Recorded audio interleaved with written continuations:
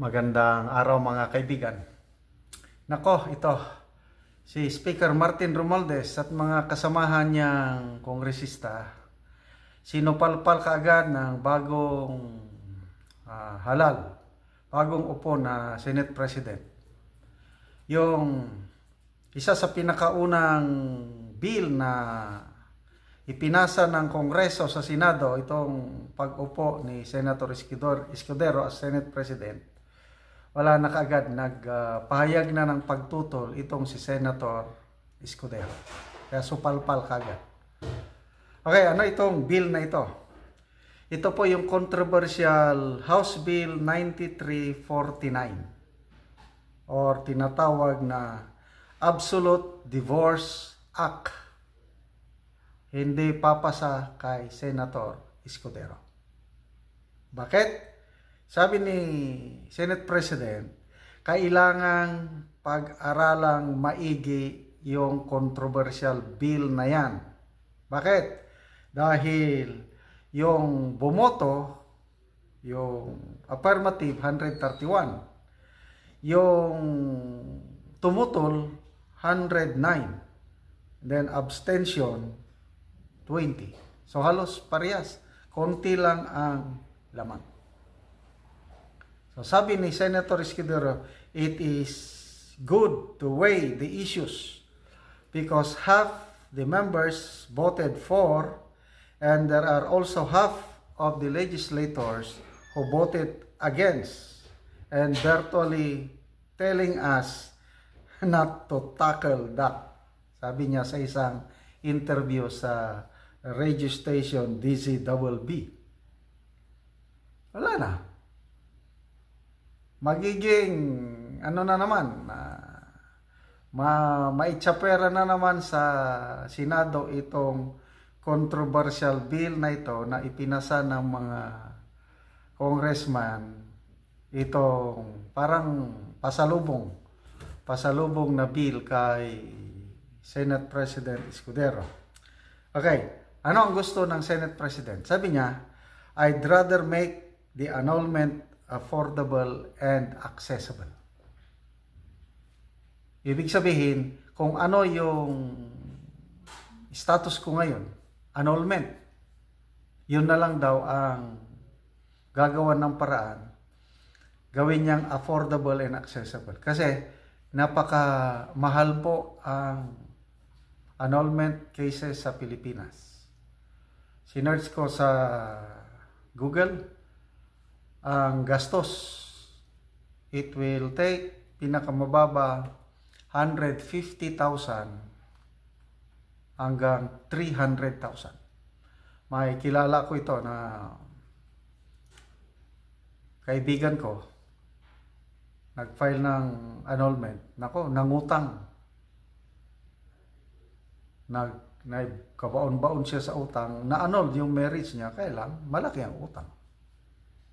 So halos mabot ng 200,000 plus ang gastos niya. So hindi lang magastos, matagal. Pinakamabilis, depende sa kwarta mo, 1 year. Aabot ng 2 years or it can exceed. Yun po ang hirap ng annulment sa Pilipinas. By the way, ano ba ang kaibahan ng annulment at saka divorce? Ang annulment po, it treats marriage as though it never existed. Walang nangyaring kasal. Peke yung kasal. Hindi siya legally binding. Kaya annul.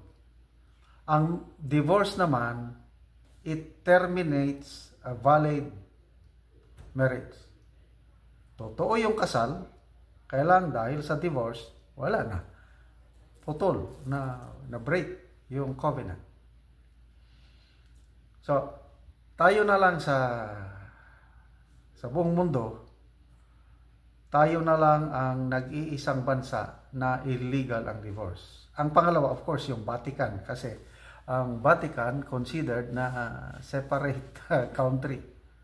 So basically, Pilipinas lang ang walang divorce law. Okay, so yan po ang kalagayan nitong controversial bill na ito na House Bill 9349. Okay.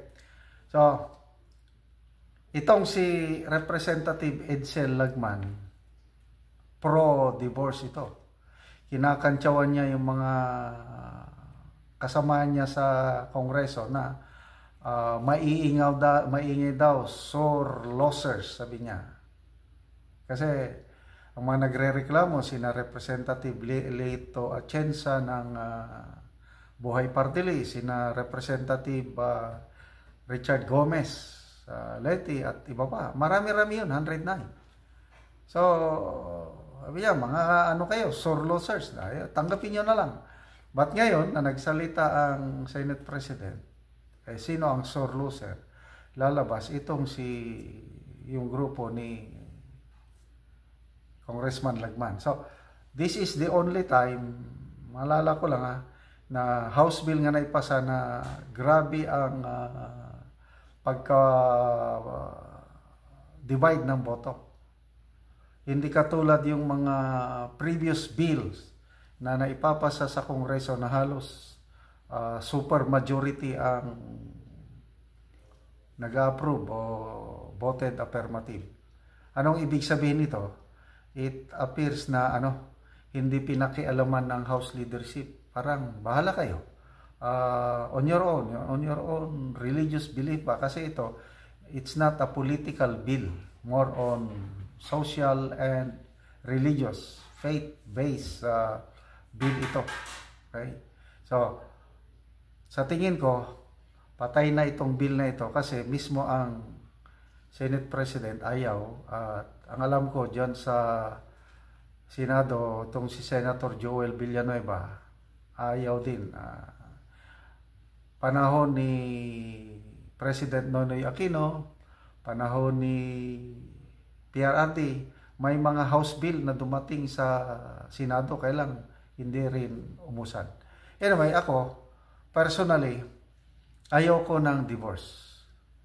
Kasi kung magkaroon ng divorce, it's a violation sa salita, utos ng Panginoon.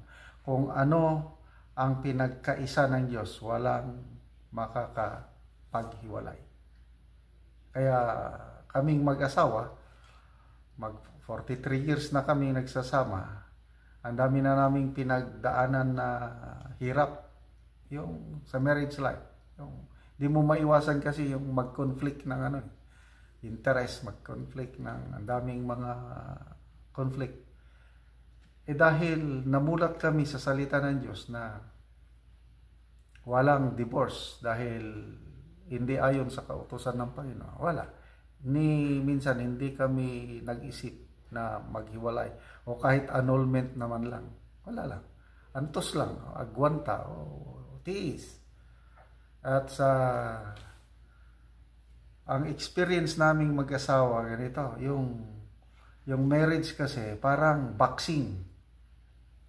Araw-araw may point of conflict. So, sa boxing, suntukan yan. Kaya lang, ang success ng boxing, depende sa referee. Pag nandyan ang referee at ang boxer, both, sumusunod sa referee, ay magiging matiwasay ang boxing. Pagkatapos ng bugbugan, suntukan, at the end of the match, after 12 rounds, gakos o yakapan pa rin. Kasi nandyan, pag sinabi ng referee na break, fight. Okay. So, sa aming marriage life, ang aking commander, mag-away kami. Kaya lang, nakikinig kami sa referee. So, sino ang referee namin? Walang iba kundi ang Panginoong Hesus o ang Diyos. Pag-away na, narinig ko ang conviction ng referee ang Diyos. Tumahimik ka dyan. Huwag kang magsalita. Pabayaan mo lang. Makinig ka, mag-agwanta ka, magsakripisyo ka. Ayun ang sabi ng Diyos, yung referee, wala lang ako. Hindi ako himik. Bahala na ako kung kasabaan o pagalitan. Wala na. Kasi ang utos ng referee, huwag kang sumagot. tanggapin mo na lang, mag-sorry ka. Di, sorry, Commander. O, ganun lang ang simple lesson in life na ano ko sa marriage is sundin lang yung referee. Kung ang Diyos ang referee sa marriage, maayos at maayos ang lahat kahit anong klaseng gulo o conflict pa yan. Believe me. So, divorce? No way. Salamat kay Senator Chis Escudero na yun, affordable na lang. Paano maging affordable ang annulment?